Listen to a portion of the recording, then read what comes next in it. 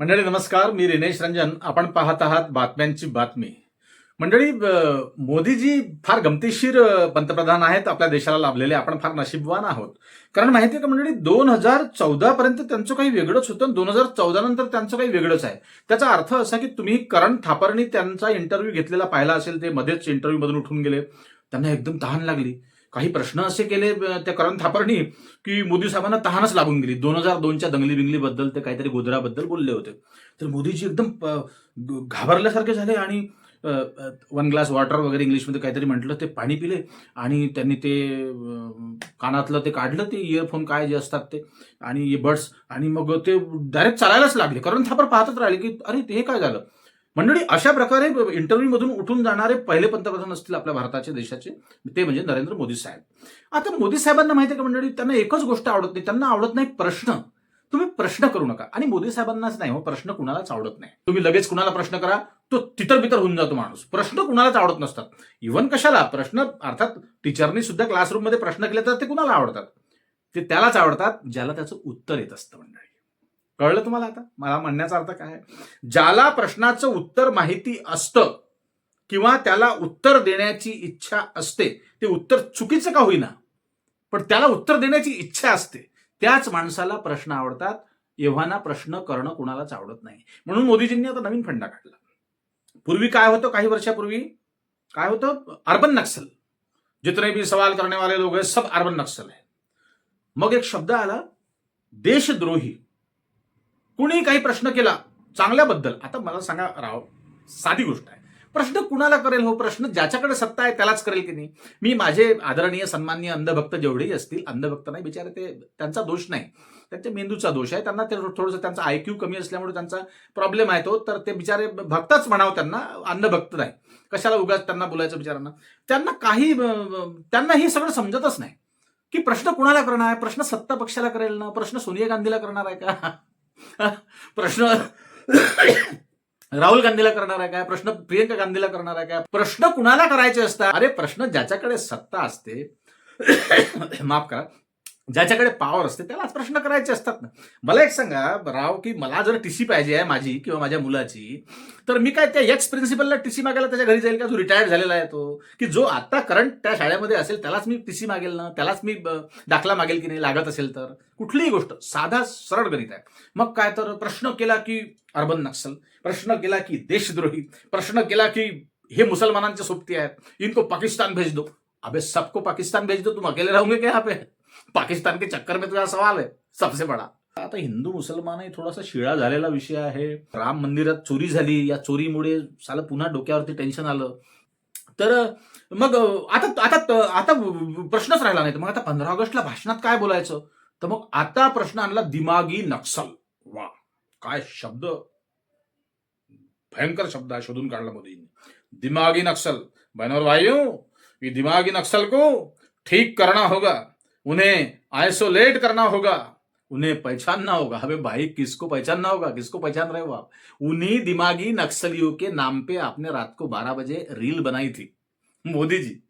और आपने क्या बोला था? ऐसे करके बोला था आपने, ऐसे ऐसे फ्रेम में लिया था और आपने ऐसा ऐसा बताने की कोशिश की थी कि मैं सेल्फी बना रहा हूं. मोदी जी, हम मूर्ख नहीं है, वो सेल्फी नहीं थी. आपके पास सब लवाजमा है. रात को 12 बजे आप करवट भी बदलते हैं ना, तो 50 कर्मचारी आपके पीछे दौड़ते होंगे. इतना बड़ा आपका तामझाम है मोदी जी. सब वो नाटक था, वो सब सेल्फी वेल्फी का. सेल्फी वेल्फी नहीं थी, वो सेल्फी में, और कोई आईफोन में भी इतनी अच्छी क्वालिटी नहीं आती मोदी जी. आईफोन हमारे पास भी है, हमारे दोस्तों के पास, सबके पास आईफोन है. आईफोन में इतनी अच्छी क्वालिटी नहीं आती. वो प्रोफेशनल कैमरा था. और आपने क्या बोला था? फ्रेंड्स. फिर दिमागी नक्सल लोगों को आप फ्रेंड्स कैसे बोल सकते हो? आपने सोनम वांगचुक को उठाया, आपने अभिजीत दीपके को टॉर्चर किया, आपने कॉकरोच जनता पार्टी को टॉर्चर किया, आपने लाठीमार किया. तुम्ही सगळं केलं मोदीजी, जे काय करायचं ते सगळं केलं. शेवटी काही तुम्हाला बंडी, ते बैलबंडी काही आवरली नाही. मग तुम्ही शेवटी आले आणि रील, ते कॅमेरा घेतला आणि फ्रेंड्स असं तुम्ही सुरू केलं. तुमच्या फ्रेंड्सची खिल्ली उडली. दिमागी नक्सल हा शब्द वापरला जेनझीसाठी, जेनझेडसाठी. जेनझी काय मागत आहे? त्यांना नीटनेटक्या परीक्षा हव्या आहेत, त्यांना पेपर फुटी नको, त्यांना जॉब्स हवे आहेत, त्यांना बेरोजगारी नको. हे सगळं त्यांना प्रायमरी लेवल, शिक्षण तर अधिकार आहे हो. इंजिनियर डॉक्टर बनण्याचे स्वप्न गरिबांनी पाहू नये का, असं त्यांचं म्हणणं आहे, असं त्यांचा प्रश्न आहे. वर्षभर डोळे फाडून लेकरं अभ्यास करतात, डोळे फाडून. बघा मोदीजी, तुम्ही आता काही म्हटलं, तुम्ही अर्बन नक्सल म्हटलं तर लोक म्हणतात की हा हम अर्बन नक्सल है. तुम्ही लोकांना देशद्रोही म्हटलं तर हा, देश के लिए यदि मैं कुछ बात करना चाहता हूं अच्छी तो हम देशद्रोही है. आता तुम्ही म्हणता काय शब्द शोधून काढला, दिमागी नक्सल. अरे बापरे.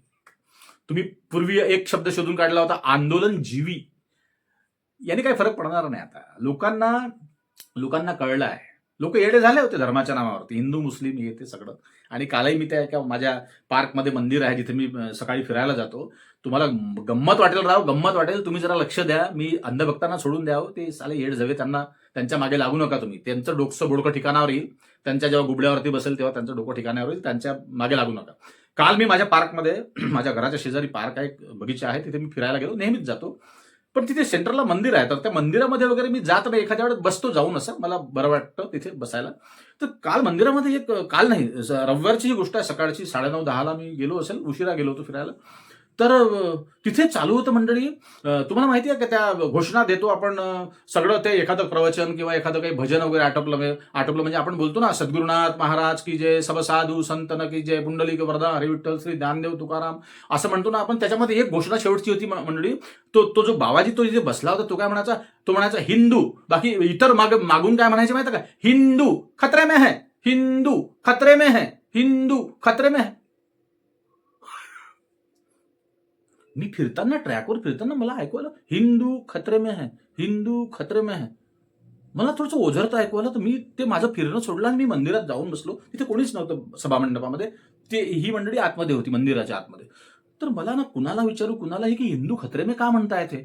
तर मंडळी, हा अजेंडा चालवला जात आहे पूर्ण देशभरात.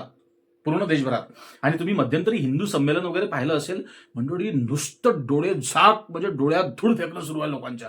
आणि यांचं टार्गेट काय पाहिलं, यांचं पहिलं टार्गेट आहे महिलांना हे टार्गेट करतात मंडळी. त्यांना माहिती आहे की एका बाईला उल्लू बनवलं की बाई आपल्या नवऱ्याला चुत्या बनवते, आणि दोघे मिळून मग अख्ख्या कुटुंबाला पागल करतात. म्हणून पहिले अटॅक कोणावर करायचा, तर महिलांवरती करा. तुम्ही बघा, योजना ते आणतात ना, तर पहिले महिलांसाठी आणतात, महिलांच्या भल्याचा काहीतरी विचार करतात. महिला थोड्याशा लवकर आकृष्ट होतात. तर मंडळी, अशा प्रकारे हा अजेंडा चालवला धर्माच्या नावावरती, परंतु त्यातून अर्धे लोक आता बाहेर आले आहे या जेनजीच्या प्रकरणापासून. कारण की या जेनजीमध्ये यांचेच आई वडील होते, जे हिंदू मुसलमानांच्या नावावरती फसले होते, जे धर्माच्या नावावरती मूर्ख बनले होते, हे यांचेच आई वडील होते, या जेनजीचे आई वडील. पण जेव्हा मुलगा म्हणतोय तर खरं असेल. मुलगा आतापर्यंत आई वडिलांना वाटायचं की रीलमध्येच आहे, मुलगा पंतप्रधानांना वाटतो रीलमध्येच आहे. अनेक आमदार खासदार टिंगलटवाडी करतात त्या तरुणांची, म्हणतात ते रीलमध्येच असतात 24 तास. अबे, रीलमध्ये नाहीत ते, रीलमध्ये आपलं रिअल जीवन शोधतायत. आणि तुमच्या माहितीसाठी सांगतो, आम्ही युट्यूबर आहोत. मी पण एक कॉमेडी चॅनल माझं सुरू केलं होतं. मी स्वतः बेसिकली आर्टिस्ट असल्यामुळं रोजगार शोधतायत लोक, रोजगार त्या रील बनवून पैसे कमवतायत मुलं.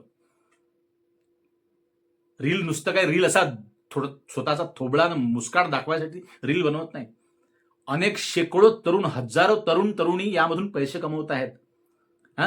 त्या नालीच्या गॅसमधून गॅस येत नाही, चहाचं दुकान टाकता येणार नाही त्यांना. आप तो पकोड़े तलने की बात करते, पकोड़े तलेंगे बच्चे, पकोड़े तलने के लिए वो ग्रेजुएट हो गए, पदवीधर हो गए. अबे, काहीतरी विचार करा. आणि आता तुम्ही आणलाय दिमागी नक्सल. आता मंडळी, उठ आया पहाड के नीचे. आता तुम्ही जे म्हणाल ते लोक एक्सेप्ट करायला तयार आहे. मुलं, तुम्ही दिमागी नक्सल म्हटलं ना, चला कॉकरोच म्हटलं, कॉकरोच जनता पार्टी तयार झाली तुमच्या डोक्यावर बसायला. तुम्ही अर्बन नक्सल म्हणाल, अर्बन नक्सल जनता पार्टी लोक तयार करतील, मुलं तयार करतील. देख लो फिर अर्बन नक्सल. तुम्ही म्हणाल देशद्रोही, चला ठीक आहे, देशद्रोही, देशाच्या भल्यासाठी तुम्ही म्हणताय ना देशद्रोही, चला देशद्रोही जनता पार्टी. आता हल्ली म्हणे काही लोक मीम्स बनवत आहेत, तुम्ही पाहिलं असेल सोशल मीडियावरती, दिमागी नक्सल जनता पार्टी किंवा दिमागी नक्सल पार्टी. अरे, पळवाट शोधू नका, पळवाट काढू नका. पळवाट काढून काहीही फायदा होणार नाही. मोदी जी, कोई भी व्यक्ति 100 साल जीने के लिए नहीं आया, ध्यान में रखो. या अमृत पी के नहीं आया, अमर होने के लिए नहीं आया. आपको छोड़ना पड़ेगा कुर्सी, ये अहंकार में मत रहो. आणि तुम्ही काय केलं हो, तुम्ही स्वतः अहंकार तर सोडा, तुम्ही सगळ्या तुमच्या चेला चपाट्यांना अहंकारी बनवून टाकलाय. साधा आमदार बोलायला तयार नाही लोकांशी, साधा खासदार बोलायला तयार नाही लोकांशी, पण सगळी ये जो बुड्ढे वाड्डे ना पुरे पुराने खोड सब के सगळ्यांच्या बुडावरती लाता बसणार आणि सगळ्यांना हाकलणार आहे. जेनजी लक्षात घे, जेनजीच्या नादाला लागू नका. मी काल परवा व्हिडिओ केला होता. मी असं का म्हणतोय तुमच्या लक्षात आलं असेल. जेनजीच्या नादाला यासाठी लागू नका की ते तरुण रक्त आहे. भगतसिंग याच तरुण रक्ताचे व्यक्ती होते आणि ते महान झाले, देशासाठी लढले. गांधीची गरज होती, भगतसिंगांची गरज होती, सुभाषचंद्र बोसांची गरज होती. बाबासाहेबांनी त्यावेळी आपलं काम केलं. बाबासाहेबांची गरज होती. बाबासाहेबांच्याच जीवावरती आपण आता जगतोय, त्यांच्या मेहनतीमुळे, त्यांच्या श्रमामुळे. त्यांनीच सांगितलं की शिक्षण हे वाघिणीचं दूध आहे, जो पिईल तो गुरगुरल्याशिवाय राहणार नाही. आणि तुम्हाला शिकूच द्यायचं नाही की तुम्हाला माहिती शिकला की गुरगुर्याला. याचं गुरगुरणं बंद झालं पाहिजे. 15 ऑगस्टच्या दिवशी, स्वातंत्र्य दिनाच्या दिवशी भाषणामध्ये दिमागी नक्सल वगैरे वगैरे कुणाला म्हटलं? दिमागी नक्सल तुम्ही या देशातल्या जेनझीला म्हटलं, तरुणांना म्हटलं. जे तरुण या देशाचं भविष्य आहे. तुम्हालाही माहिती नाही की आपल्या कमरेच्या किल्ल्या द्यावं लागत असतात नातवाला. त्या घाटावरती जेव्हा नेतात ना ती मयत, ती बॉडी, तेव्हा सगळं ओरबाडून काढतात. त्याच्या हातचं घड्याळ बिड्याळ, सोनं बिनं सगळं, बाई असो की माणूस असो, काहीच जात नाही. जेवढे जुने असतील त्यांच्या सगळ्यांची वेळ भरलेली आहे आता, आणि आता घाबरलेले आहेत. महाराष्ट्राचे राजकारणात भूकंप येणार आहे.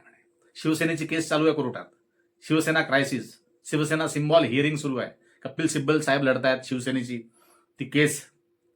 गेली 4 वर्ष घाम फोडून टाकला तुम्ही उद्धव ठाकरेंना, पण नाही, वेळ जेव्हा येते तेव्हा सगळं चांगलं घडतं आणि शिंदेंनाही काळजी वाटणार आहे. आता जेनझी महाराष्ट्रातली पैदाइश आहे, उत्पन्न महाराष्ट्रातून झाली आहे. आंदोलन पूर्ण देशभर पेटत आहे. महाराष्ट्रापासून संभाजीनगर पासून तर रांचीपर्यंत पोहोचलं ते. तिकडे हेमंत सोरेन दादा बॅकफुटवर आलेले आहे.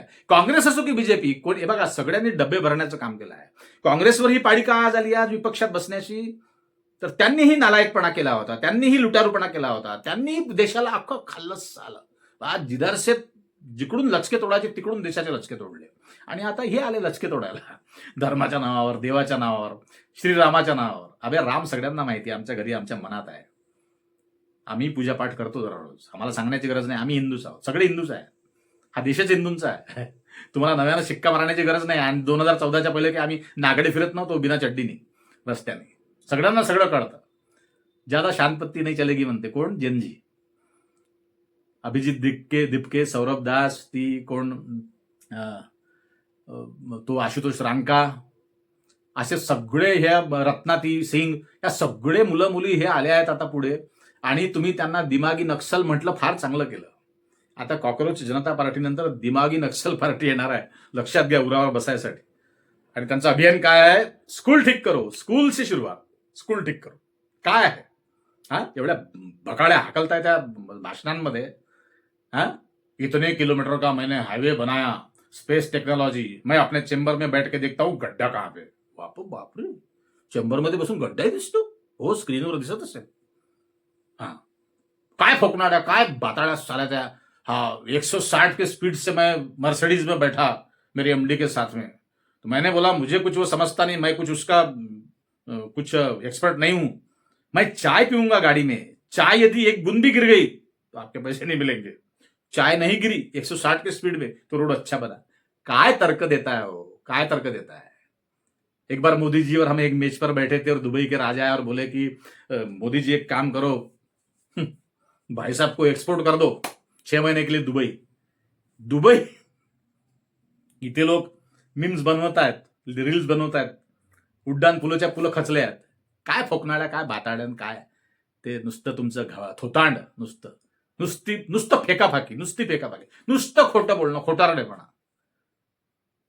आता दिमागी नक्सल दिसतायत तुम्हाला सगळे लेकरं या देशातले. तुम्हाला लेकरं आहेत भाजपमध्ये, किंवा कोणत्याही भाजपलाच म्हणत नाही मी, काँग्रेसचा डुंगणावर अंटर बसणार आहे.